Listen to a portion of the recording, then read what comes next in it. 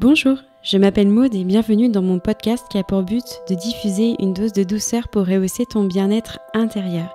Je suis une grande amoureuse de la vie et j'ai envie d'apporter de la lumière dans ce monde et cette émission, c'est comme mettre ma pierre à l'édifice pour aider mon prochain.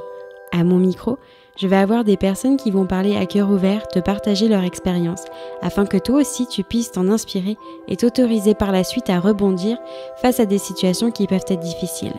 Bienvenue dans l'émission du Colibri, le messager qui va te permettre de déployer tes ailes à toi aussi. L'inspiration, je la prends partout, tout le temps et notamment auprès de mes proches.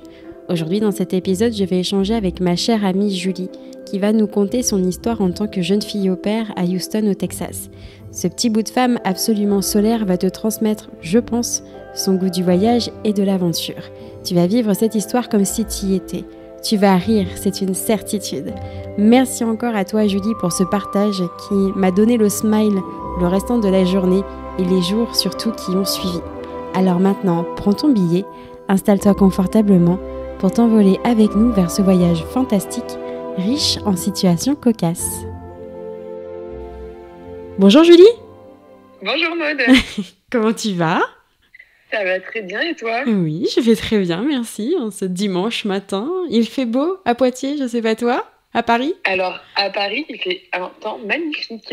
Eh ben, c'est presque vendeur, ça donnerait presque envie d'y aller. Bon Julie, est-ce que tu peux te présenter ? Qui es-tu ? Mais sans me donner ton âge et sans parler de ta profession. Ok, alors moi je suis une jeune femme active, voilà, même si vous ne savez pas ma profession, je travaille. J'habite à Paris. Je suis un petit peu une Parisienne, même si je suis née dans le corps d'une provinciale. Je viens aussi de Poitiers. Je suis passionnée de sport, j'adore aussi la lecture. J'aime beaucoup voyager, mais par ça j'entends tout ce qui est découverte. Je peux voyager aussi dans Paris, voilà. J'aime trop découvrir plein de petites choses, la culture, les endroits. D'accord, Voilà. Ok, mais ce qui mène du coup à la question suivante. Pourquoi on fait cet enregistrement aujourd'hui ? Alors, aujourd'hui, je suis là pour vous raconter mon expérience en tant que au pair. Je suis partie 1 an à l'étranger, et aux États-Unis plus précisément. Ok, d'accord. Et t'es partie où aux États-Unis ? Alors, je suis partie d'abord à Los Angeles. J'ai eu un petit rebondissement en chemin. Et au final, j'ai fait quasiment toute mon année à Houston, au Texas. D'accord, ok, ça marche. Et comment t'es venue cette idée en fait de partir ? Est-ce que t'as eu un déclic ? Est-ce que c'est quelque chose que t'as toujours eu envie de faire ? Est-ce que t'as eu un moment dans ta vie où tu vois un événement qui a fait que c'est bon, j'ai envie de voir autre chose et je me casse, j'ai besoin de prendre l'air ? Enfin, t'étais plutôt dans quel mood en fait ? Alors, c'est vraiment quelque chose, un projet que j'avais depuis très longtemps. Parce que petite, j'ai eu moi-même une jeune fille au pair. Donc, c'est quelque chose que je connaissais depuis toute petite. Et moi, j'ai toujours eu envie de voyager, même quand j'étais beaucoup plus jeune. J'ai jamais eu forcément peur de partir. Donc, c'est quelque chose qui me trottait dans la tête déjà depuis le lycée. D'accord. Je voulais partir au début, juste après mon bac à mes 18 ans. À ce moment-là, voilà, j'ai voulu commencer la fac. Je suis pas du tout partie. Et puis, la fac, ça m'a un peu pompé l'air à un moment donné. Ouais. Et je me suis dit, allez, passe pas à côté de ton rêve, fonce. Et donc, c'est vrai que quand je suis partie, au final, ça a été une idée qui me trottait depuis un moment, mais qui m'est revenue d'un coup. Et voilà. Et je me suis dit, d'ailleurs, quitte à partir un petit peu plus tard, je suis un petit peu plus mature. Donc, c'est pour ça que je suis partie aux États-Unis vraiment loin pour vivre l'aventure à 100%. Ok, mais du coup, t'es partie à quel âge ? T'avais 20 ans ? Je suis partie à 21 ans, la majorité internationale. Ouais, c'est vrai. Et oui, mais ça me paraît si loin. Mais ouais, C'était assez loin quand même maintenant, mais oui. Oui, parce que ce que tu sais pas, toi qui nous écoutes, c'est qu'avec Julie, ça fait quand même un sacré paquet de petites années qu'on se connaît, parce qu'on a travaillé ensemble, et puis aujourd'hui, maintenant, Julie, c'est une amie. Donc, je l'ai suivie dans son aventure de jeune fille au pair, et j'avais très, très envie de te partager ça aujourd'hui. Donc, c'est pour ça qu'elle est avec moi. Donc, t'es partie à 21 ans. Et est-ce que tu parlais anglais du coup ? Moi, je parlais bien anglais, oui. Ah J'ai ouais. fait j'ai fait un bac littéraire avec beaucoup de cours en anglais. Ah oui, Donc ok. c'est vrai que ça me permettait d'avoir des bases très solides quand je suis partie. Et est-ce qu'il en faut vraiment finalement des bases solides pour partir là-bas? Eh ben sincèrement, pas forcément. Ouais. Moi, j'étais contente de les avoir parce que ça m'a permis de me concentrer vraiment sur apprendre à comprendre les gens. Je me suis surtout fait l'oreille. Ah ok. J'ai appris aussi beaucoup d'expressions idiomatiques. Donc, de toute façon, même en partant avec un bon niveau, on a tout à apprendre. Mhm. Mais lorsque j'ai fait la training school, donc c'est une petite semaine où on nous donne tous les conseils avant de faire notre année de jeune fille au pair, j'étais avec une jeune femme qui s'appelait Caroline, qui, elle, est partie en ne parlant pas du tout anglais. D'accord. Donc, elle avait passé le petit test quand même avec l'agence pour pouvoir se débrouiller. Ouais. Mais sincèrement, à la training school, elle était avec son petit dictionnaire pour tout traduire. Et en fait, au final, ça lui a pas mal servi parce qu'elle expliquait aux gens qu'elle parlait pas du tout bien. Les gens prenaient le temps, les gens la corrigeaient. Ouais. Et elle est repartie après 2 ans d'expérience complètement bilingue. Ah ok, d'accord. Complètement bilingue, oui, oui, oui. Ok, mais du coup, tu parles d'agence. Comment ça se passe finalement quand tu veux t'embarquer dans ce genre d'aventure? Tu dois candidater, tu dois passer du coup une sorte d'entretien. Enfin, est-ce que on choisit ta famille pour toi suivant ce que tu recherches? Est-ce que c'est toi qui choisis ton secteur où tu souhaites partir? Enfin, comment ça marche finalement? Alors, au niveau des démarches, moi qui suis partie aux États-Unis, c'est vraiment très réglementé. Ouais, Toutes les règles sont posées par le gouvernement et sont les mêmes pour tous. On ne peut pas y déroger. d'accord. Ce qui fait qu'on est obligé de passer par des agences. Ok. Donc, il y en a plusieurs qui sont très facilement trouvables sur Internet. C'est quoi? C'est comme genre les agences de voyage? Enfin, ma question est certainement très stupide, mais moi, j'y connais rien du tout, quoi. Donc, ça... Moi, je pense que j'avais du tout tapé jeune fille au pair États-Unis. En fait, ça nous sort des agences. Ok. Moi, mon agence, typiquement, je peux le dire parce que j'en suis contente, mais c'était Cultural Care. Ouais. C'est une agence qui travaille avec EF Éducation. Ok. C'est assez connu. Ils envoient des jeunes pour faire des voyages linguistiques un peu partout dans le monde. Ok. Donc eux sont très facilement trouvables du coup parce qu'ils travaillent aussi avec EF Éducation qui est bien connue. Ouais. Mais il y a d'autres agences qui sont un peu moins connues, qui sont très très bien aussi. Moi, mes copines ne sont pas forcément parties avec Cultural Care. Donc, et elles ont toutes été contentes de leur expérience. Ok. Une fois qu'on trouve son agence, il s'agit d'aller, de toute façon, en tout cas pour mon agence à moi, à une réunion d'information qui t'explique tout le programme, comment ça va se passer. Et c'est à ce moment-là que tu passes un petit entretien d'anglais. D'accord. C'est vraiment, c'est très basique. C'est avec une des personnes qui travaille pour l'agence et elle te parle un petit peu anglais pour voir si tu peux t'en sortir, si tu paniques, voilà. C'est vraiment très basique. Moi, on m'a demandé de raconter ce que j'aimais cuisiner, ce que j'aimais faire dans la vie. Voilà, c'est vraiment pas, on teste pas notre niveau d'anglais. Est-ce qu'on a un anglais parfait? Est-ce qu'on a un bel accent? Je pense qu'on veut surtout s'assurer qu'on ne sera pas complètement perdu là-bas et qu'on pourra au moins se faire comprendre. D'accord. Et savoir si Brian se trouve bien dans la cuisine, du coup. Tout à fait. Ok. And Brian is in the kitchen. Ok. Et du coup, les agences, parce que tu parles d'espèces d'entretien, mais t'en as dans toutes les villes? Ou est-ce qu'il faut que t'as des villes un peu antennes? Comment ça se passe? T'as dû te déplacer ou t'as pu le faire sur Poitiers, ça? Alors, ce sont effectivement des villes antennes. J'ai pas pu le faire sur Poitiers à l'époque. Okay. Je m'étais déplacée à Nantes, il me semble. Bon, il y a les grandes villes, il y a Bordeaux, Nantes, Paris. Il y a quand même des villes qui sont en principe un petit peu dispatchées dans la France, ce qui fait que même si tu es dans une petite ville et que tu dois te déplacer, tu peux en trouver une pas trop loin de chez toi. T'es pas forcément obligé d'aller sur Paris, par exemple. D'accord, ça marche. Et finalement, du coup, t'as passé ton entretien, là, t'as posé tes petites questions. Oui. Et puis après, c'est quoi la suite? Alors après la suite, tu rentres chez toi et tu mûris aussi ton projet. Est-ce que tu te sens de le faire après la réunion d'information et tout ça? D'accord. Après, toutes les cartes sont un peu dans tes mains, en fait. Que ce soit le fait de partir ou de pas partir. Et aussi, dans combien de temps tu vas partir. C'est-à-dire que moi, dans mon cas de figure, quand je suis allée me renseigner et que je suis partie à la Réunion, je voulais partir, j'étais prête à partir et j'avais pas nécessairement d'impératif qui m'obligeait d'attendre très longtemps. D'accord. Donc, comme je me suis sentie prête, j'ai pu commencer tout de suite les démarches avec l'agence. Donc là, il s'agit de constituer un dossier. Oui. Voilà, c'est un dossier assez complet à préparer. À mon époque, il fallait répondre à pas mal de questions bon, voilà, sur ta vie, qui tu es, ce que tu fais, ce que tu aimes. D'accord. Parce que, en fait, ce dossier que tu prépares, c'est ce qui va être présenté aux familles. Ah, Les familles, de leur côté, préparent également un dossier de ce type. Et ça permet voilà, de mettre en relation les au-pairs et les familles qui ont des intérêts communs, tout simplement. ouais, ok, bah comme un site de rencontre, en fait, tu cherches tel genre de famille, et puis... Exactement, okay. C'est un petit peu un Tinder, en vrai. Ah En vrai, ça ressemble sur le principe. On mettait aussi, je me souviens, des photos. Donc, c'est conseillé d'ailleurs de mettre des photos de toi avec des enfants lorsque tu as des expériences avec des enfants et que tu as des photos. Ouais. Tu fais des petites vidéos aussi de présentation. Voilà, ça permet à la famille de t'entendre parler anglais, de voir un petit peu comment tu t'exprimes. Bon, voilà, de voir un peu aussi ton dynamisme. Des fois, c'est l'occasion de se présenter, de montrer un petit peu sa personnalité. Bah oui, bien sûr. Donc voilà. Et aussi, il faut quand même pouvoir prouver des heures de travail avec les enfants. Alors concrètement, j'ai plus le compte à l'époque. Et en plus, de toute façon, il a peut-être changé. Mais il faut un certain nombre d'heures où tu as travaillé avec des enfants. Ah ouais? Ou du moins, où tu t'es occupé d'enfants. Donc, la famille, ça compte. Moi, j'ai plein de frères, donc ça m'a beaucoup aidé. Et oui. J'ai fait beaucoup de babysitting. Bien sûr. Si on travaille, par exemple, avec le BAFA dans des centres aérés, des choses comme ça, ça carrément. compte.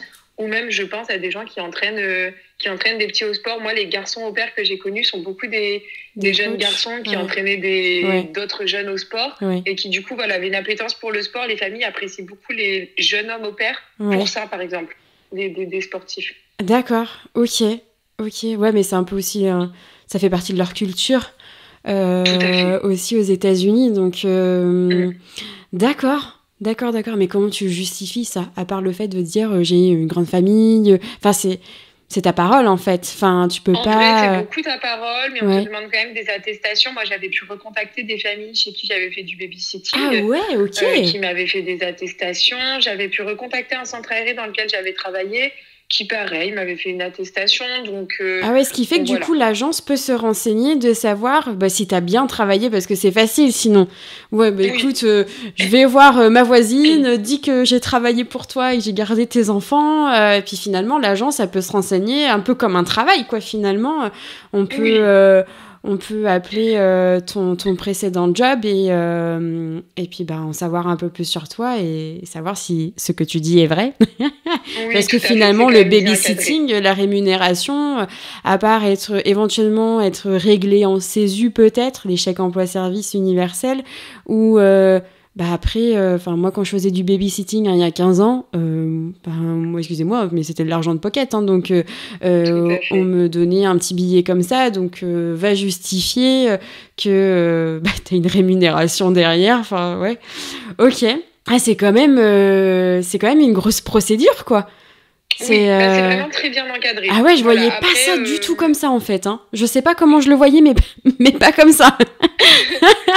Oui, c'est vrai que les États-Unis, c'est très encadré. Ouais, en mais plus. dans les deux sens, c'est que ça t'apporte aussi des garanties sur place. Disons que tout ce que tu prépares à l'avance, bien sûr. Ça va dans un ensemble réglementaire, mais ces règles-là, elles s'appliquent aussi sur place et c'est une sécurité aussi sur ton boulot sur place. Je vois par exemple la différence notable entre les boulots d'au-pair aux États-Unis et les boulots d'au-pair, par exemple, en Angleterre, qui n'est pas réglementé comme ça. C'est que, par exemple, c'est vraiment cantonné au rôle d'au-pair. Tu gardes les enfants, tu peux faire les tâches qui s'apparentent aux enfants, mais tout ce qui est tâches ménagères qui sont les parents, ou la maison, c'est pas à toi de le faire. Donc, cette réglementation, elle est assez large, elle est assez complexe, mais elle protège des deux côtés, en fait. D'accord, ok. Bah oui, mais après, toi, quand tu pars aux États-Unis, ça te fait combien d'heures de vol? 10 heures? Alors, j'avais fait un petit peu moins quand même, parce que j'étais pas arrivée directement à Los Angeles. La training school dont je te parlais tout à l'heure, c'est la petite semaine de préparation. Elle se fait à New York.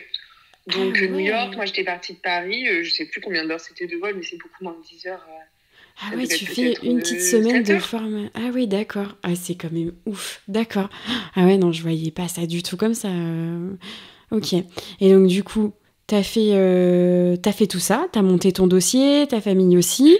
Et les familles montent leur dossier aussi. Et après, c'est l'agence qui vous met en relation. Est-ce qu'elle te donne, par exemple, une liste de familles? Tiens, on a voilà, une dizaine de familles à te proposer ou 5 familles à te proposer, bah voilà, je te donne les profils, photos, vidéos, machin, et puis bah, je transfère aussi ton profil à ces familles-là, et puis on voit si ça match. Comment ça se passe du coup? Alors, ça se passe pas vraiment comme ça. Ouais. Il y a une espèce de banque de données avec les au-pairs. Les familles peuvent chercher dans cette banque de données, je suppose, avec peut-être des critères prédéfinis. Si par exemple, ils en veulent une qui fait absolument du basketball ou une qui parle absolument français. Ok. Voilà, ils vont avoir une espèce de banque de données. Et ensuite, c'est plutôt les au-pairs et les familles qui se mettent en relation ensemble sur ce site, en checkant un petit peu les profils. Ah ouais, vraiment Donc comme un ensuite, site de rencontre, genre je te mets dans mon panier ou je te mets un petit cœur et puis vas-y, on discute et on crée le lien ensemble, quoi. Exactement, Ok. voilà, c'est comme ça que ça se passe. On discute un petit peu d'abord par écrit, on se permet de regarder le profil. Voilà, en tant qu'au-pair, c'est pareil, on peut avoir des critères qui sont rédhibitoires. Moi, je sais que j'avais pas de critères prédéfinis que je voulais absolument chez ma famille, mais j'avais des choses que je voulais absolument pas. Oui. Donc, il faut se laisser le temps de chercher. Faut pas hésiter à dire non, même quand on est comme moi pressé de partir. Ouais, bien Faut sûr. pas hésiter de se dire bon bah je me laisse quelques mois de sursis, c'est pas grave, mais c'est pour un an partir quand même dans une famille où en tout cas on pense qu'on se sentira à l'aise. Ouais. Après, on peut leur téléphoner, on a un entretien visio avec la famille. Donc, elle nous pose plein de questions, ça permet de parler un petit peu avec tous les membres de la famille.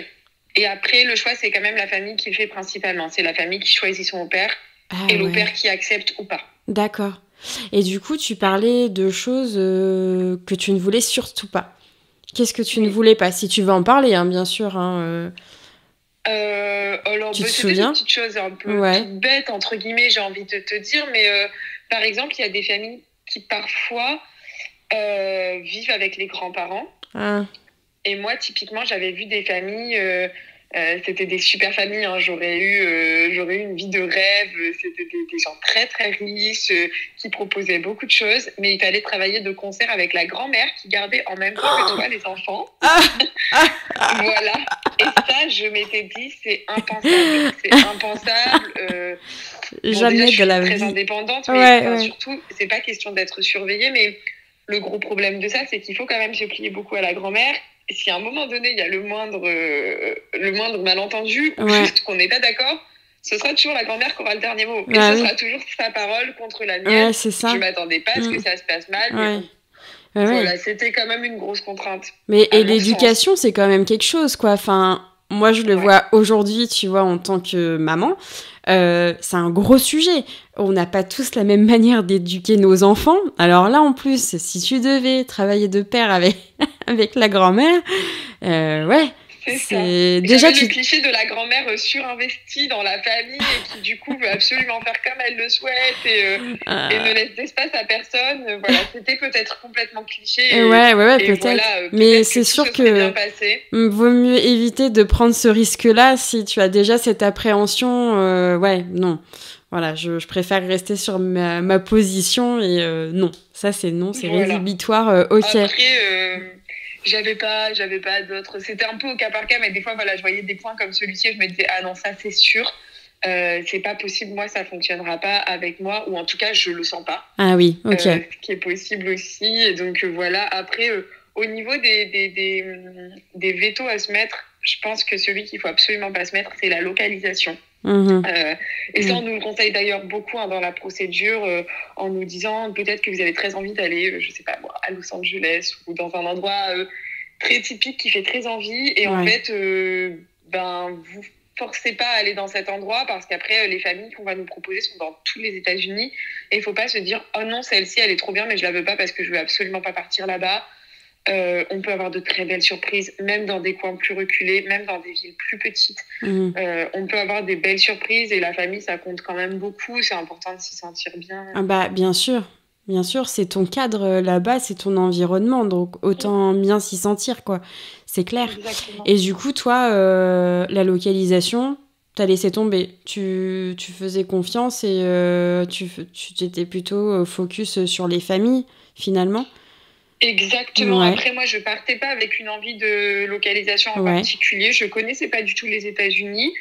Ah oui, tu y es jamais allée, Donc, même pas en vacances non, Ah, j'étais jamais partie là-bas, je ok. connaissais pas du tout, donc je m'étais pas fermée. Et comme je te disais, j'adore voyager, j'adore découvrir, Ouais, donc j'avais pas peur de me retrouver dans un endroit moins touristique, plus reculé. d'accord. J'avais pas peur de me retrouver dans le grand froid, j'avais pas peur de me retrouver dans des états plus chauds. Ouais, Voilà, donc je m'étais mise aucune limite et j'ai aucun regret parce qu'au final, ma première famille était à Los Angeles, ce qui fait rêver tout le monde.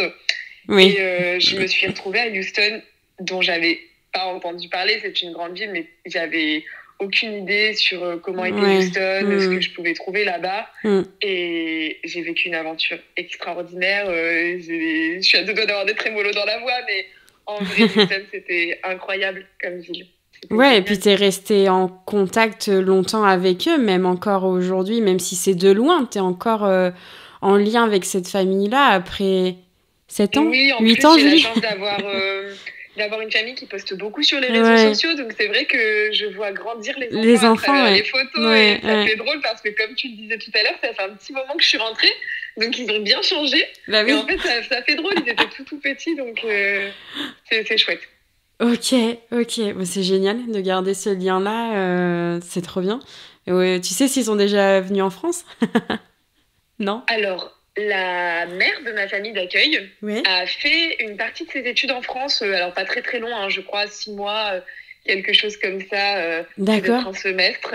Mais effectivement, elle était très contente quand je suis arrivée que je sois française Elle parlait du parce coup français un qu'elle peu? connaissait. Alors, pas du tout. Ah! Je ne la blâme pas parce que depuis que je suis rentrée, je me rends compte qu'on peut très vite perdre Ben en ne oui, pratiquant pas au bien quotidien. sûr. Mais c'est vrai qu'elle ne parle plus du tout le français. Ouais, ok. Ah, c'est rigolo. Mais du coup, après toi, ton séjour là-bas, tu sais pas s'ils sont revenus en France en voyage ou... Non? Non, ils Ah, sont pas revenus. ça aurait Bon, été après, ils drôle, ont en fait fait. voilà, d'autres projets. C'est Ouais. vrai qu'ils ont accédé à la propriété là-bas, ce qui n'est pas évident aux États-Unis.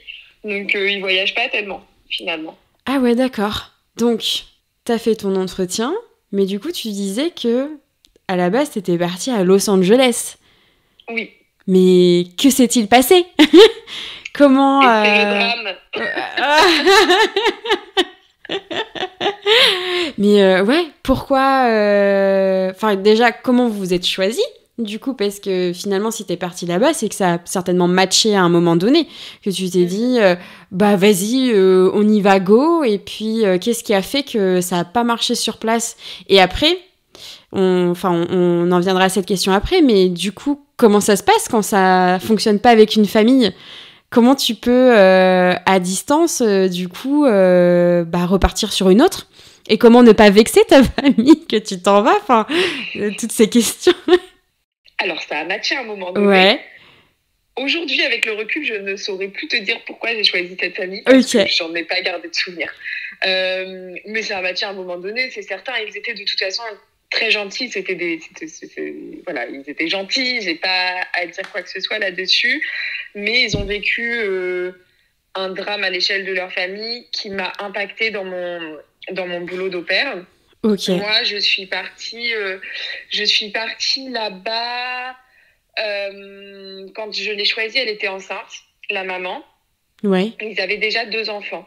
oui. Et quelques semaines avant de partir, il me téléphone. Je pense que c'était 2-3 semaines, hein, vraiment très très proche de la fin. Ouais, Il me téléphone en me disant qu'elle vient d'accoucher et que l'enfant a un handicap très très très très lourd. ouais. Son cerveau se développera pas correctement au cours de sa vie. Il restera au stade bébé toute sa vie. Probablement qu'il ne mangera jamais tout seul, qu'il ne parlera jamais. Ok. Donc ça, ils l'ont appris, voilà, quelques semaines que je parte. Il faut savoir que quand on part au pair, on nous pose 2 questions sur la recherche de famille. Ouais, Est-ce qu'on souhaite travailler avec des enfants en bas âge? ouais. Et handicapé? Est-ce qu'on souhaite travailler avec des enfants qui ont un handicap? Un handicap, ouais. Ouais, ouais, ok. Sur la deuxième question, j'avais dit que je ne souhaitais pas travailler avec des enfants qui avaient un handicap D'accord. parce que je ne connais pas ça, Oui, que je ne suis pas à l'aise avec ça. Oui, il faut et pouvoir l'être. Je ne me sentais pas, Mmh. tout simplement. Et puis en plus, oui, déjà, enfin, t'es pas à l'aise en France, comment tu peux être à l'aise dans un autre pays, quoi? Enfin, ok. C'est quand même vraiment particulier. Ouais, bien sûr, hein, c'est un. Responsabilité derrière. Mais bien c'est sûr. pas la même charge. Exactement.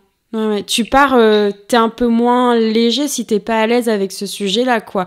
Autant il y a des personnes, voilà, pour qui c'est hyper ok et ils font ça de manière hyper fluide. Enfin, Mais il faut pouvoir le faire. Et ça, je pense que c'est pas à la portée de tout le monde, en effet. Donc, c'est bien d'être OK là-dessus. Ouais, OK. Totalement. D'accord. Et au final, j'ai presque failli tout stopper à ce moment-là, en me disant, parce qu'ils m'ont laissé le choix. Ils m'ont dit, si tu ne souhaites plus venir, on peut le comprendre. Et moi, franchement, je ne souhaitais plus venir. Bah oui. Voilà. Et au final, dans mon entourage, tout le monde m'a dit, écoute, Julie, ça peut être une expérience différente, ça peut être une expérience presque plus enrichissante. Ouais. Et surtout, ce sera un nourrisson en bas âge. L'année au père, c'est 1 an. Donc, de 0 à 1 an, certainement que de toute façon, tu ne verras pas la différence. Oui, c'est possible. Et c'est vrai qu'avec le recul, je me suis dit, mais totalement, c'est vrai. Ouais. Allez, j'y vais quand même. Je me lance et je suis partie. Ouais. Je pense que j'ai pas forcément fait le mauvais choix parce que je pense que les arguments étaient bons. C'est vrai que de 0 à 1 an, j'aurais peut-être pas vu la différence. Et puis, de toute façon, ce bébé, je l'ai vu qu'une fois parce qu'il était à l'hôpital. D'accord. Voilà, mais les 2 autres enfants se sont retrouvés dans une situation un peu compliquée parce que la maman a fait une dépression. Oh. Ce à quoi on pouvait s'attendre. Oui, c'était bien sûr. Vraiment quelque chose de très difficile. Ils n'ont pas déjà pendant la grossesse. Exactement. Déjà, le postpartum, c'est quelque chose... ça peut être difficile à gérer, même quand tu n'as pas de handicap, même quand tu es bien entouré. Et je sais de quoi je parle, du coup. Mais et là, en plus, oui, tu as 2 enfants à gérer derrière, plus ton enfant qui a un handicap lourd. Et toi, tes émotions en tant que mère, femme, ouais, c'est quelque chose. Non, mais c'était lourd, c'est sûr. Et donc, ça s'est pas bien passé avec les 2 enfants qui, répercutaient aussi tout ce qu'ils ressentaient, qui se passe dans leur famille. Ah oui. Et ça se passait vraiment pas bien, au point que le plus grand des 2, il avait 4 ans. Mais il me tapait à longueur de journée, il me balançait des objets dessus. Ouais, c'est vrai, maintenant que tu en reparles. C'était un peu dramatique, comme ça, mais vraiment, c'était dur à gérer. Et surtout, j'ai eu envie d'intervenir ou de laisser des parents intervenir parce qu'en fait, j'ai eu aussi cette démarche dans un premier temps de vouloir les laisser intervenir eux. Ouais. Parce que c'était difficile ce qu'ils vivaient. Bien sûr. Ils n'ont pas souhaité intervenir, ils n'ont pas non plus souhaité que j'intervienne en me disant c'est sa façon de s'exprimer, il faut rien lui dire. Ah ouais, ok. Et ça, je peux l'entendre si c'est leur position à l'instant T, mais au-delà de l'entendre, je peux pas le vivre. Ouais, c'est clair. Oui, t'es pas obligé de subir, bien sûr. Ok. Donc là-bas, on a des référentes, des personnes ressources sur place qu'on peut contacter, qui sont de l'agence. D'accord. J'ai demandé de l'aide, chose à quoi on m'a dit de prendre un peu mon mal en patience, que ça allait aller. Il faut savoir que, moi, j'ai pas une très bonne expérience avec les référents sur place parce que une famille, au père, je pense qu'elle paye à peu près dans les 4 000 € par an, je dirais. Et elle renouvelle ça sur les 18 ans de tous leurs enfants, donc pendant des dizaines d'années. Nous, on paye 1 000 € à l'agence une fois dans notre vie, voire 2 fois si on reste 2 ans. Donc c'est vrai qu'ils retiennent moins une au père qu'une famille. Et au final, moi, j'ai voulu rentrer. Mais vraiment, c'était mon rêve, Maud, je te l'ai dit tout à l'heure, mais je voulais rentrer. Mais c'est vrai que je me souviens de cet épisode-là, cet entre-deux, c'était quelque chose, ouais. Exactement. Donc moi, il n'y a pas eu question de les vexer, de ne pas les vexer. Ils étaient conscients de leur situation. Ils l'ont entendu totalement. On n'est pas partis fâchés les uns contre les autres. Ça s'est bien passé. Okay. Ça s'est bien passé de ce niveau-là, mais c'est vrai que je me suis pas sentie soutenue sur place. En revanche, l'agence en France m'a téléphoné parce que mes parents leur ont expliqué ce qui se passait et m'ont téléphoné de eux-mêmes pour me dire « Écoutez Julie, vous étiez super motivée, vous vouliez vivre cette aventure, on est là pour vous aider, on est là pour vous soutenir. » Et donc, on part à ce moment-là dans le processus du rematch, ça s'appelle comme ça. Okay. Et c'est 15 jours pour trouver une nouvelle famille. Ah oui. Et là, ils m'ont dit écoutez Julie, on est derrière vous, cette famille, on va vous la trouver. Si on la trouve pas, vous rentrerez à ce moment-là, mais laissez-vous cette chance. Et donc pendant ces 15 jours, tu étais toujours chez ta famille au père? Exactement, je travaillais pour eux toujours. D'accord, ok. Et l'ambiance, elle était comment à ce moment-là? Parce que t'étais entre deux, mais s'ils l'ont plutôt bien pris, comment ça s'est passé? J'ai continué à travailler pour eux. Eux, ils étaient même disposés à faire des recommandations pour les prochaines familles. Ah, c'est cool. Ok. Oui. Oui. D'accord. Je pense qu'ils étaient totalement conscients de la situation. Ce pauvre papa, il portait la famille à bien sûr. À bout de bras. À bout de bras, oui. Okay. Donc c'est vrai qu'ils ont quand même... Je peux rien leur reprocher de ce niveau-là. D'accord. Et je suis partie dans le processus du rematch qui est... Alors, heureusement que je suis pas une personne de nature très stressée parce que 15 jours pour trouver une famille sans avoir à prendre la première venue, Bah ouais, surtout que tout à l'heure, tu disais que ça pouvait prendre des mois, en fait, de trouver la bonne. Donc là, 15 jours, ouais, Est-ce que tu t'es dit, bah tant pis, je suis prête à à faire des concessions, notamment, tu vois, travailler avec une mamie ou est-ce que là, les concessions, c'était quand même mort? Non, je reste quand même sur mes choix, et puis si je trouve pas, ben, je rentre à la maison, quoi. J'étais effectivement pas prête à tout accepter, surtout après mon expérience. Ouais, bien sûr. Voilà. Ok. Parce qu'un deuxième rematch, c'est compliqué. Et puis, revivre une expérience comme ça aurait été trop difficile, je pense, pour le coup. D'accord. Donc, je me mettais quand même des critères et je pense même avoir refusé des familles pendant mon rematch. Ah oui, ok. Au final, j'ai pu trouver dans les 15 jours, parce qu'il faut savoir aussi que les familles, il y a aussi ça qui rend le processus long, c'est que les familles cherchent une au pair bien en amont de la date d'arrivée de l'au-pair, parce que comme ils renouvellent d'une année sur l'autre, en fait, ils cherchent quelques mois parfois avant le départ de l'au-pair en cours. Donc il y a aussi ça, moi je dois être acceptée sous 15 jours. Sous 15 jours, exactement. Ok, donc ouais, éventuellement une autre personne qui vit un peu la même situation que toi et qui en rematch éventuellement, et puis faut vite trouver quelqu'un ou... Ah oui, il y a ça à prendre en considération. Il y a aussi ça qui rentre en ligne de compte et qui rend la chose un peu compliquée. Ok. Au final, bon voilà, j'ai trouvé ma fameuse famille à Houston, chez qui j'ai fait toute mon année et chez qui ça s'est vraiment bien passé. J'ai eu des enfants à garder qui étaient extraordinaires et voilà, je pense à eux avec beaucoup, beaucoup d'émotions et toujours beaucoup d'amour. Donc aucun regret, j'ai trouvé ma famille et j'ai pu partir dans les 15 jours qui m'étaient impartis. Et quel a été le plus dur? Tu vois, tu pars quand même loin de ta famille. Tu vois, il y a des événements aussi, tu vois, dans notre vie, de beaux événements et puis des événements un peu plus tristes qui se passent.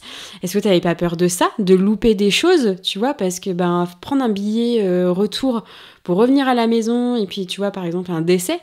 Nous, c'est un peu ce qu'on a vécu là il y a quelques mois avec ma mamie, ma sœur étant partie en saison à Saint-Barthélemy. Reprendre un billet d'avion pour assister à des obsèques. Est-ce que c'est quelque chose que tu as dû vivre? Ça reste quand même des événements particuliers, quoi. Alors, je vais te répondre une phrase très cliché que tout le monde me répète, mais qui est vraie. Le plus dur, c'est pas de partir, c'est de revenir. Donc, c'est vrai que quand moi je suis partie, j'ai pas eu ces peurs du tout. Moi, je suis partie, mais vraiment, mais après, je suis d'un naturel indépendant. J'ai toujours voulu partir, vivre à l'étranger, ça ne me faisait pas peur. Donc, tu as conscience de tout ça, certainement, mais parce que peut-être aussi c'est la vie, quoi. Enfin, malheureusement, c'est vrai qu'on s'est un peu posé comme ça là-dessus aussi avec ma sœur, qui avait conscience en partant, qu'il y avait des risques en fait qu'elle ne revoie pas ma grand-mère en fait au retour, parce que ma grand-mère était en fin de vie et c'est vrai que finalement, que tu sois là ou pas, à part assister aux obsèques, qu'est-ce que ça apporte de plus? Tu vois, ça fait partie de la vie finalement, et ce serait s'empêcher de vivre nos expériences à nous à cause de ces événements-là, tu vois. Et pour te dire, moi, c'est une expérience que j'ai vécue. J'ai perdu ma mamie quand j'étais sur place. Alors, en plus, on ne pouvait pas s'y attendre. Pour le coup, ma grand-mère n'était pas malade. Pas si âgée que ça. Quand je dis, elle n'avait pas 90 ou 100 ans. Mais alors, consciente de tout ça, moi, j'étais partie passer une semaine de vacances chez eux, alors qu'il n'y avait aucun risque a priori, mais je m'étais dit je veux pas avoir de regrets. Bien sûr. C'est important. Moi, j'étais très très très proche de mes grands-parents. Et effectivement, mais juste suite à mon rematch, d'ailleurs, quand je suis arrivée à Houston, ça faisait une semaine que j'étais à Houston quand j'ai appris son décès. Alors moi, pour le coup, j'ai pu rentrer. Ça m'a coûté cher. Oui, parce que bien sûr, ça s'est pas pris en charge. T'as pas des assurances du coup qui peuvent prendre en charge vis-à-vis des agences, tu vois. Moi, j'avais pris les assurances plus. Et les grands-parents ne rentraient pas en compte. Ah, punaise. Ça aurait été mes parents, oui, mais pas mes grands-parents. Donc j'ai dû payer de ma poche. Ma famille m'a énormément soutenue. Ils m'ont beaucoup aidée. Ils m'ont déjà accordé une semaine au pied levé pour que je puisse rentrer. Mon retour en France, ça a été très compliqué parce que c'est beaucoup d'escales. Quand il y a des escales, on sait comment c'est, hein, il n'y a jamais rien qui se passe correctement. C'est difficile aussi de faire son deuil quand on est loin. Ouais, bien sûr. Moi, j'ai vécu un peu ce retour en France où tout le monde a déjà fait son deuil et moi, je me prends comme une grande claque dans la figure l'absence de ma grand-mère. Et je fais mon deuil un an après les autres et du coup, personne te comprend trop. Oui. Bah, c'est bon, ça fait un an. À un moment donné, faut tourner la page, avancer. aussi. Exactement, oui. Et c'est difficile, mais pour l'avoir vécu, ça ne me bloquerait pas pour refaire cette expérience. D'accord, ok. Je devrais aujourd'hui partir à l'étranger, je le ferai sans me retourner et je serai toujours consciente de ce risque, mais je le prendrai quand même. Ok. Donc du coup, ouais, t'es partie une semaine, t'es revenue en France une semaine, c'est ça? Et après, oui. Ok. Mais t'as pu assister à ses obsèques? Oui, okay. J'étais aux funérailles. D'accord, ok. Ouais, et ce qui était important pour moi. Ouais, bien sûr. Mais c'est vrai Parce que moi, tout le monde m'avait dit dans ma famille, il y en a beaucoup qui pensaient que je rentrais pour soutenir le reste de ma famille et m'avaient dit ne reviens pas, on peut comprendre. Et en fait, non, des fois, les obsèques, c'était important pour soi aussi. Ouais.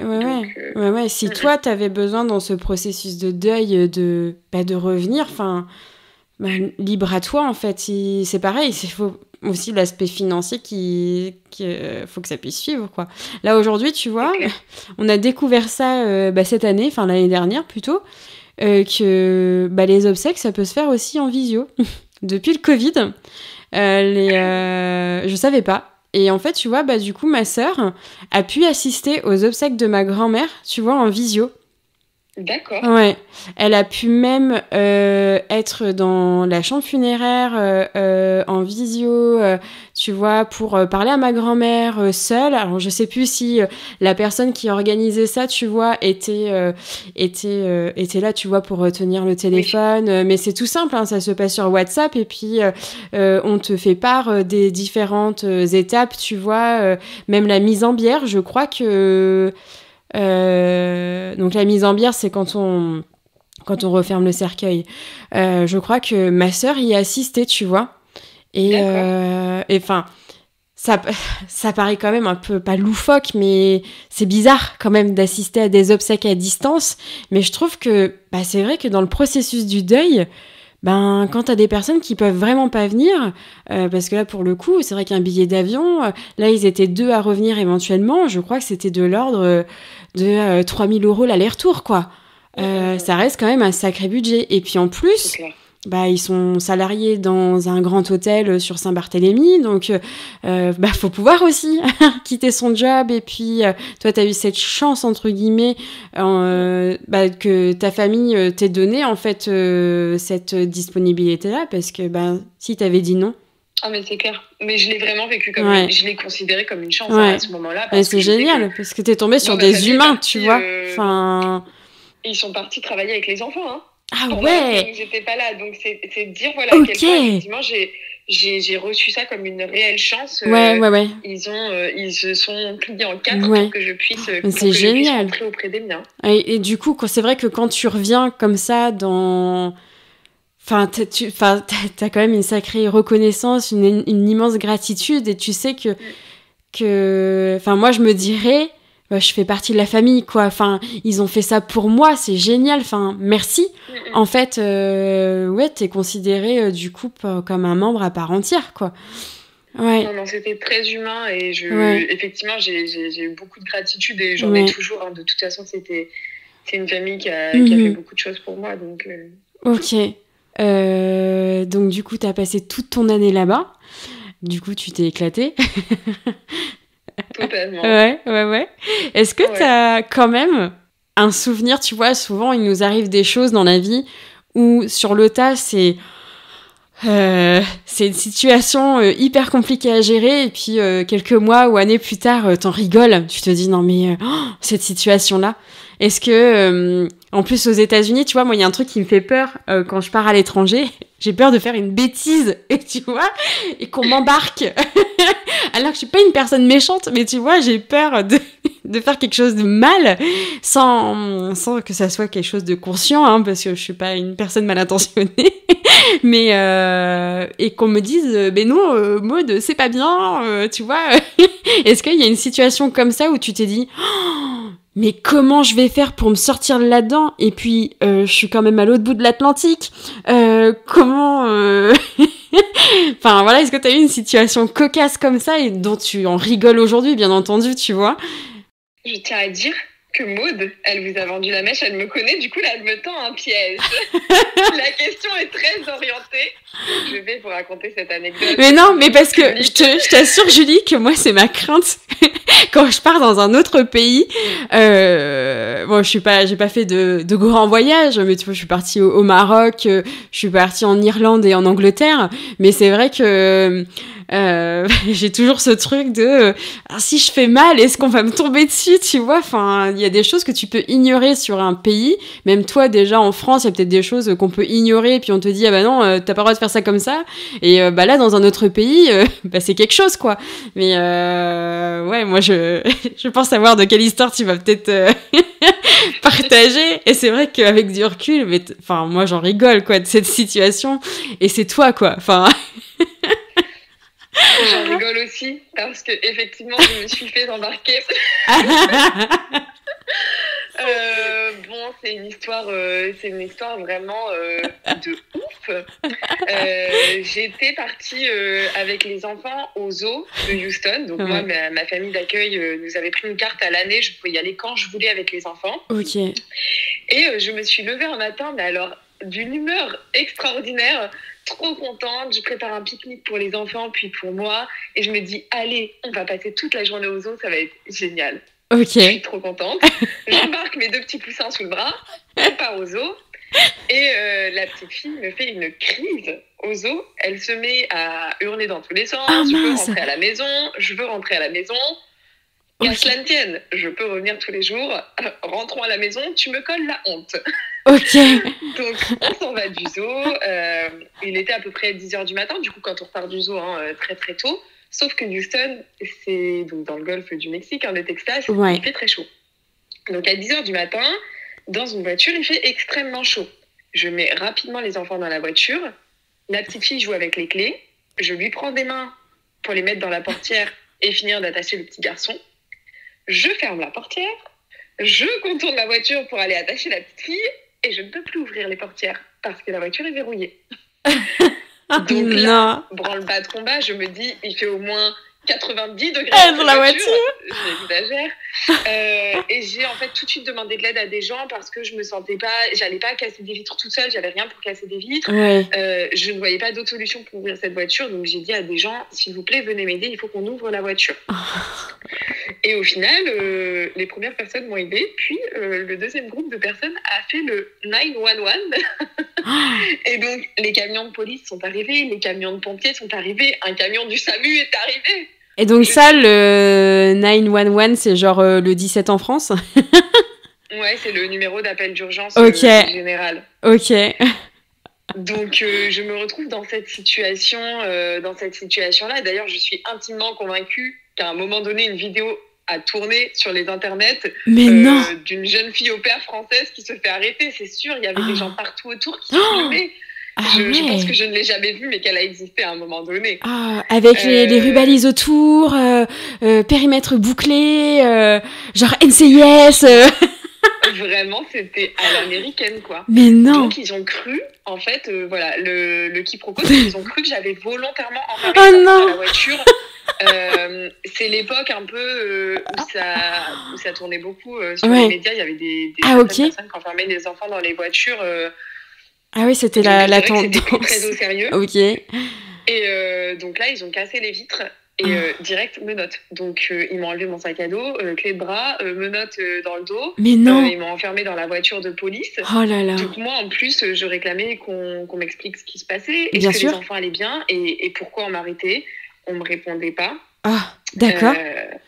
Au final, sur le parking du zoo, il y a des caméras de vidéosurveillance. Ouais. Et ce sont les employés du zoo qui sont allés voir les policiers en disant « Mais on a visionné les caméras, elle n'a pas du tout fait exprès. » Ils ont dû voir en fait sur les caméras que tout de suite j'appelle à l'aide, qu'à aucun moment... Enfin, Mais heureusement Voilà, qu'il y avait ces caméras finalement, parce que du coup, c'est ta parole, quoi. Et puis en plus, totalement. une étrangère. Ok. Exactement. Donc, au final, à ce moment-là, on m'a tout de suite ressorti de la voiture de police. Donc, bon, ça a quand même duré un petit moment, mais je suis sortie de la voiture. J'ai fait un petit malaise parce que j'étais pas hyper en forme. Bah ouais, bien sûr. Cette expérience. Ouais. Sur quoi les pompiers m'ont demandé, mais madame, pourquoi vous vous mettez dans un état pareil? Enfin, messieurs, je trouve la question peu appropriée. Tu te moques de moi, c'est une caméra surprise. Là. Et donc, au final, j'ai pu rejoindre les enfants. S'en est suivi une journée de rendez-vous médicaux pour voir que les enfants allaient bien. Ouais. Voilà. Puis ensuite, encore une fois, ma famille a été extraordinaire. Je peux rien dire. Ils m'ont jamais demandé de m'expliquer. Moi, je me suis sentie obligée de le faire. Je leur ai expliqué ce qui s'était passé. Ouais. Mais de eux-mêmes, ils m'ont montré une confiance tout de suite. Aveugle. Ils m'ont même proposé de porter plainte parce qu'on m'avait pas donné mes droits, on m'avait pas expliqué pourquoi on m'arrêtait, on m'avait Mais c'est génial. Mais c'est vraiment des cœurs, quoi. Ils m'ont proposé de m'accompagner dans ce processus. Ils ont été vraiment incroyables. Ah bah ouais. Mais faut... Ah ouais, c'est génial. J'en reviens pas de la réaction en fait de la famille, mais c'est vrai que, enfin je dis j'en reviens pas parce que je me souvenais plus, tu vois, de cette partie-là.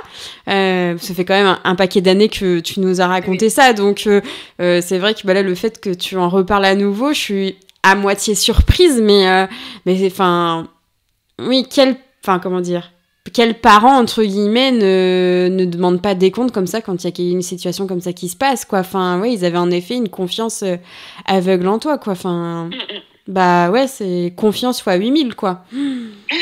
Ok. Totalement. Ok. Donc voilà, j'en rigole aujourd'hui.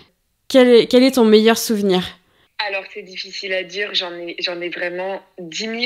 Mais en tout cas, pour les personnes qui hésitent à partir, par rapport à tous mes souvenirs, ce que je peux donner comme conseil, c'est de profiter à 100%, de vivre l'aventure au sens premier du terme. Moi, je me suis fait toutes les expériences un peu typiques, peut-être qu'on peut voir dans la pop culture et qui nous définissent l'Amérique. Bien sûr. Voilà, je suis allée tirer dans des stands...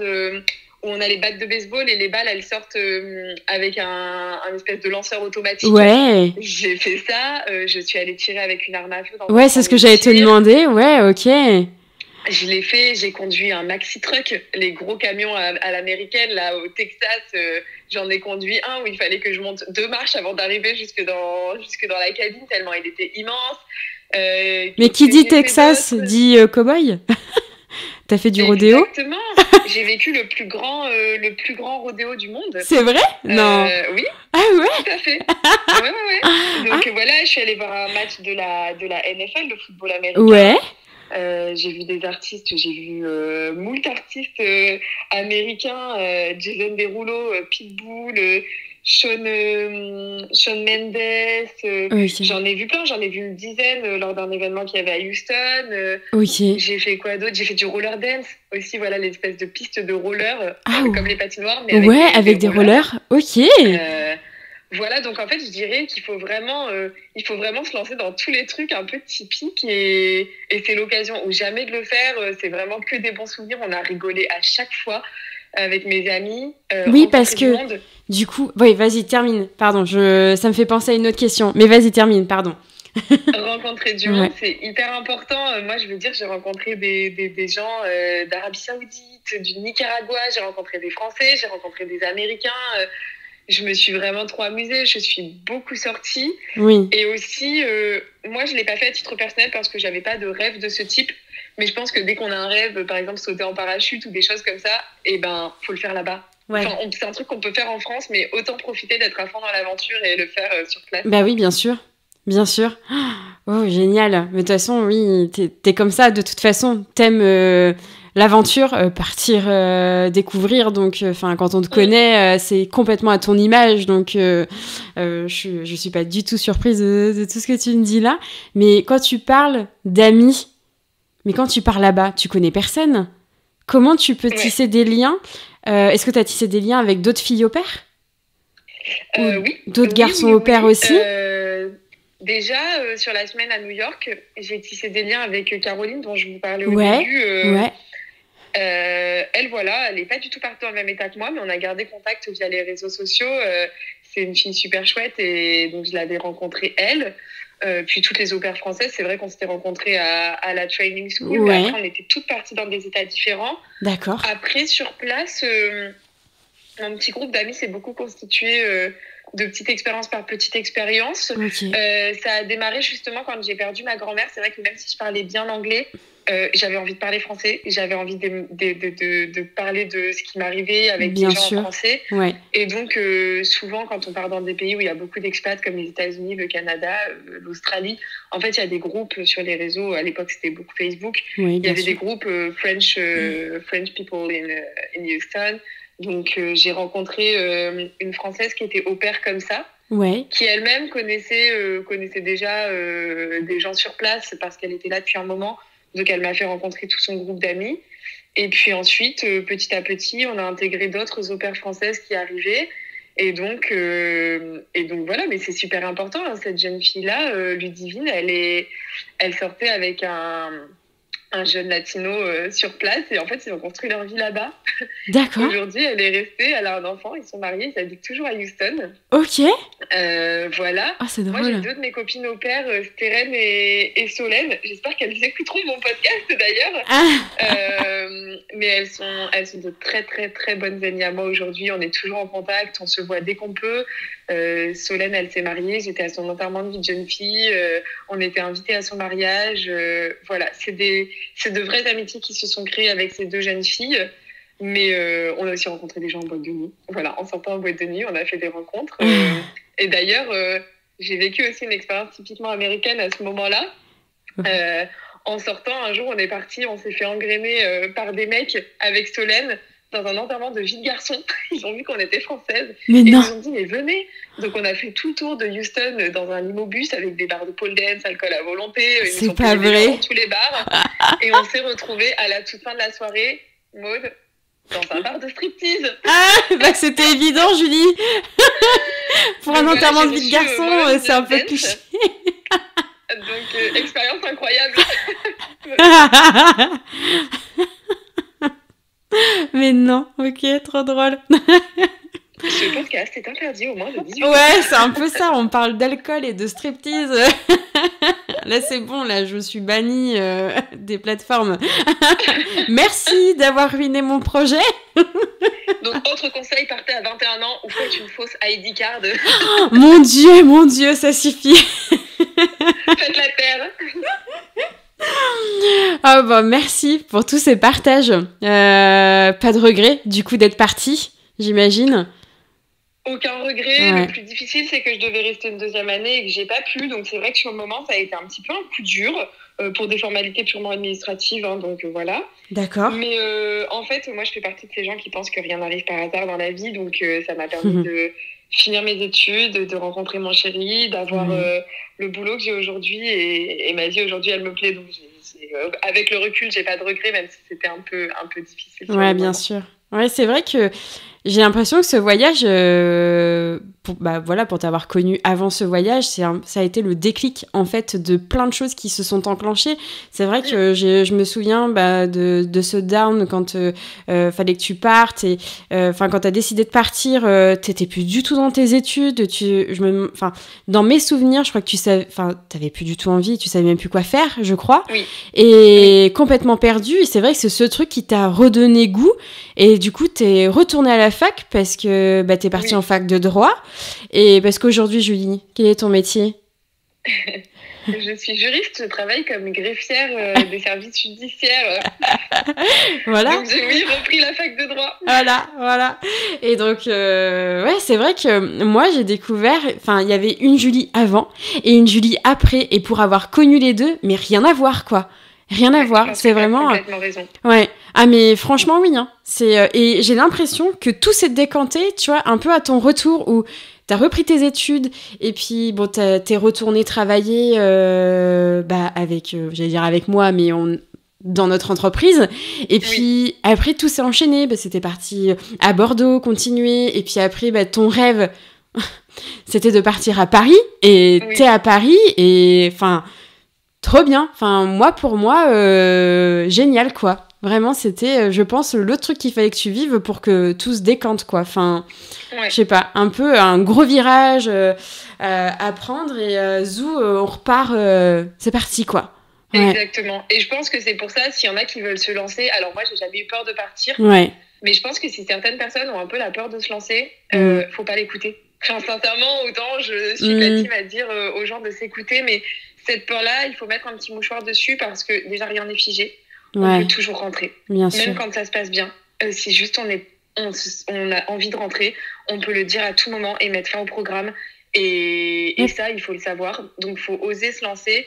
Et surtout, voilà, moi, je pense que ça forge une personnalité. Je pense que Maud, tu as totalement raison. Je suis plus la même qu'avant. Ah oui. Je me suis créée en tant que femme, beaucoup grâce à cette expérience.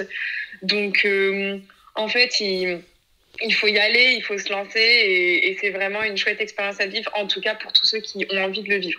Dès qu'on a envie de le vivre, si c'est juste une petite peur qui nous retient, il faut y aller. Et si c'est aussi la peur de l'avenir, voilà, comme tu dis, moi j'avais commencé la fac de droit que je pensais ne jamais reprendre. Oui. Et en fait, quand je suis revenue, je ne l'ai même pas dit à tout le monde au début parce que je me suis dit, oh là là, mais qu'est-ce qu'ils vont me dire? Mais Julie, ça va être trop compliqué de reprendre les études une fois que tu es arrêtée, déjà qu'avant, c'était galère.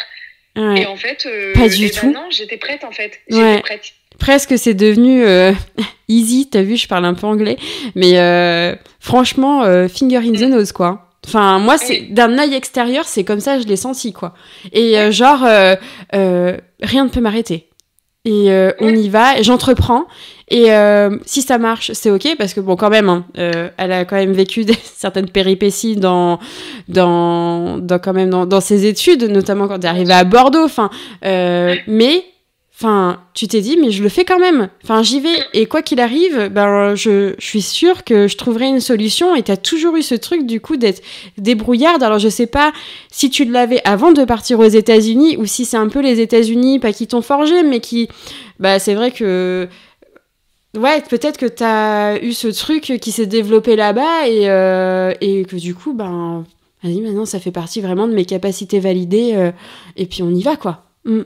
Bah, c'était un peu en moi, mais c'est vrai que ça donne beaucoup confiance en soi. Hein. Même bien moi sûr. Qui n'ai pas tendance à forcément manquer de confiance en moi, en fait, ça donne énormément de confiance en soi de partir tout seul et voilà, et je sais qu'aujourd'hui, c'est toujours quelque chose qui guide ma vie parce que, en plus, mon chéri, il est ivoirien, il a grandi en Côte d'Ivoire et lui, il a tout plaqué pour venir faire ses études en France et vivre en France.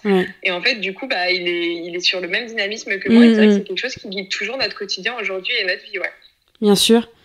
De se lancer, de ne pas avoir peur des choses, voilà, comme tu dis, des peurs, on peut se casser la gueule, mais en fait, on se relève et on y va et on rebondit, et en fait, c'est hyper important, d'être comme ça, ça permet de pas se freiner quand on a des rêves, quand on a des envies, ça permet surtout de vivre sans regret. Moi, c'est vraiment mon credo dans la vie. Et voilà. Oh, c'est génial. C'est pour ça que je te voulais aujourd'hui. Ça me fait super plaisir. Bah ouais, parce que je sais très bien que t'es dans ce mood-là et si on peut le partager à d'autres, parce que des peurs, on en aura toujours.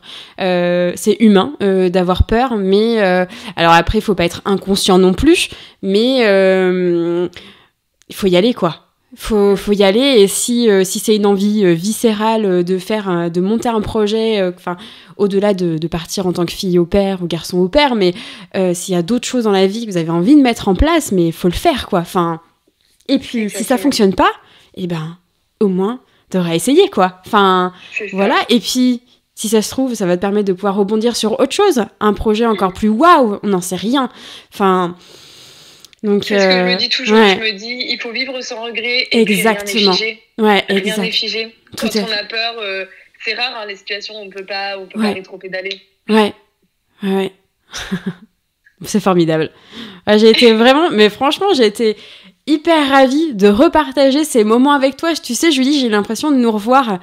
Parce qu'on a travaillé en fait dans une grande enseigne de distribution et de grande distribution et en fait je nous revois, tu vois, à l'accueil du magasin et à discuter au comptoir et à raconter tes récits comme ça. Franchement, j'ai eu l'impression de revivre ce moment-là, quoi. Et franchement, ça fait tellement plaisir. Là, j'ai le sourire, une banane monstre. C'est pareil, là, tu me verrais, le ciel parisien est resplendissant, mais pas autant que moi après ce podcast. Vraiment, j'en parle plus beaucoup de cette expérience parce que dans mon entourage, tout le monde la connaît. Donc, ça me fait super plaisir de la repartager, de me repencher sur tout ça. Ouais. Ça m'a mis du baume au cœur. Et puis, je suis hyper contente aussi que tu m'aies proposé de faire partie de ton nouveau projet. Parce que toi aussi, t'es une fille qui te lance et voilà, c'est génial. Donc, bien sûr, des peurs, j'en ai. Hein. Ouais, j'en ai des peurs, mais je me dis, vas-y, j'ai envie de jouer avec ce format-là. Donc, vas-y, quoi. Et pourquoi pas, hein. Voilà, donc on est là aujourd'hui, c'est formidable. Moi, franchement, je suis presque émue, en fait, de vivre ça avec toi, notamment. Enfin, c'est génial. Merci de rendre ce projet réalisable. Merci d'avoir accepté mon invitation. Et du coup, Julie, qu'est-ce qu'on peut te souhaiter ?